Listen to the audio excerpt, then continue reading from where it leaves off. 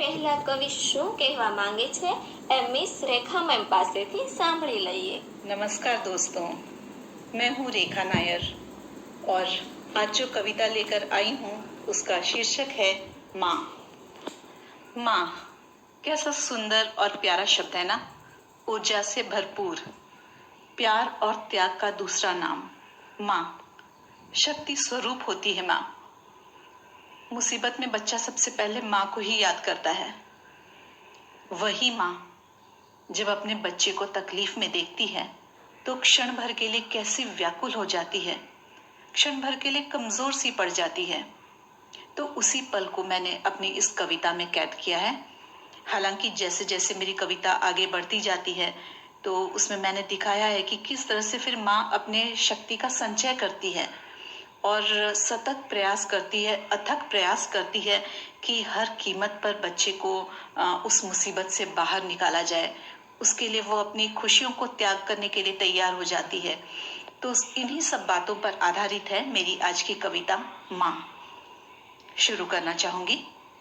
उग्र समुद्री थपेड़ों के बीच चट्टान सी खड़ी जो रह जाती है, उग्र समुद्री थपेड़ों के बीच चट्टान सी खड़ी जो रह जाती है, वो हो जाती कैसी आकुल व्याकुल, वो हो जाती कैसी आकुल व्याकुल।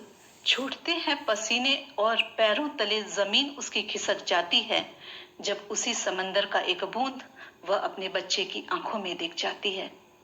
उग्र समुद्री थपेड़ों के बीच चट्टान सी खड़ी जो रह जाती है, वो हो जाती कैसी आकुल व्याकुल। छूटते हैं पसीने और पैरों तले जमीन उसकी खिसक जाती है जब उसी समंदर का एक बूंद वह अपने बच्चे की आंखों में दिख जाती है। फिर टूट जाता है माँ के समंदर का बांध, फिर टूट जाता है माँ के समंदर का बांध। करती है प्रयास समझ पाने का उस बूंद को, उसके रंग रूप भार उत्पत्ति अवधि के कारण को। स्वयं के अंदर का अथाह समंदर, स्वयं के अंदर का अथाह समंदर अब अनायास शांत पड़ जाता है। स्वयं के अंदर का अथाह समंदर अब अनायास शांत पड़ जाता है। जाने कब पृष्ठभूमि में चला जाता है, क्योंकि अब वह बूंद उसे समंदर से बड़ा नजर आता है। स्वयं के अंदर का अथाह समंदर अब अनायास शांत पड़ जाता है। जाने कब पृष्ठभूमि में चला जाता है, क्योंकि अब वह बूंद उसे समंदर से बड़ा नजर आता है। ढूंढने लगती है वह उस अग्नि को, ढूंढने लगती है वह उस अग्नि को जो उस बूंद को जला दे। ढूंढने लगती है वह उस अग्नि को जो उस बूंद को जला दे। सुखाकर अपने समंदर का जल, सुखाकर अपने समंदर का जल ढूंढती है उस ताप को जो उस बूंद को सुखा दे। उस हवा को जो उसे कहीं दूर उड़ा ले, उस मिट्टी को जो उसे धरती में समा दे, उस आकाश को जो उसे अनंत में विलीन कर दे। ढूंढने लगती है वह उस अग्नि को जो उस बूंद को जला दे। सुखाकर अपने समंदर का जल ढूंढती है उस ताप को जो उस बूंद को सुखा दे।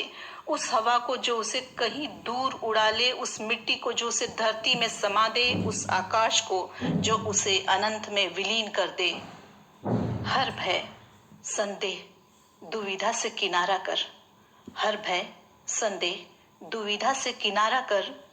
बरसों सुषुप्त ऊर्जा को जगाकर छोटी सी चिंगारी वो जलाती है। हर भय संदेह दुविधा से किनारा कर, बरसों सुषुप्त अपनी ऊर्जा को जगाकर छोटी सी चिंगारी वो जलाती है। उस चिंगारी से 7 जन्मों की अपनी तपस्या की वो आवाहन कर जाती है। बदले में अपनी एक एक खुशियां की आहुति देने के लिए माँ तैयार हो जाती है। हर भय संदेह दुविधा से किनारा कर, बरसों सुषुप्त अपनी ऊर्जा को जगाकर छोटी सी चिंगारी वो जलाती है और फिर उस चिंगारी से अपने 7 जन्मों की तपस्या की शक्ति का आवाहन वो कर पाती है और बदले में अपनी एक एक खुशी की आहुति देने के लिए माँ तैयार हो जाती है। देखती है वह उस बूंद को, माँ उस आंसू को, बच्चे की आंख में जो आंसू होता है उसे किस तरह से देखती है, इसका वर्णन है कि देखती है वह उस बूंद को मत्स्य चक्षु की भांति, देखती है वह उस बूंद को मत्स्य चक्षु की भांति। लक्ष्य साध कर अर्जुन से एकाग्रता लाती। प्रहलाद की तरह पुत्र को आंचल में छुपा लेना चाहती। अपने इष्ट देवता से माँ अधिकार के साथ इसके लिए गुहार लगाती। देखती है वह उस बूंद को मत्स्य चक्षु की भांति लक्ष्य साध कर अर्जुन से एकाग्रता लाती। प्रहलाद की तरह पुत्र को आंचल में छुपा लेना चाहती। अपने इष्ट देवता से माँ अधिकार के साथ इसकी गुहार लगाती। और भी जाने क्या क्या, और भी जाने क्या क्या, माँ ही जाने कहाँ कहाँ फैला कर वह अपना आंचल दवा दुआ मांग आती है। और भी जाने क्या क्या, माँ ही जाने कहाँ कहाँ फैला कर वह अपना आंचल दवा दुआ मांग आती है।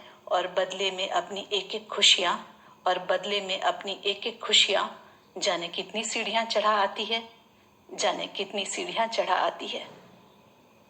धन्यवाद। Thank you very much ma'am, આટલી સુંદર કવિતા સંભળાવવા માટે. બધાને મજા આવી ને સાંભળીને? તો આવી સુંદર સુંદર કવિતાઓ અને બીજું ઘણું બધું જાણવા, સમજવા અને સાંભળવા માટે જોડાયેલા રહો.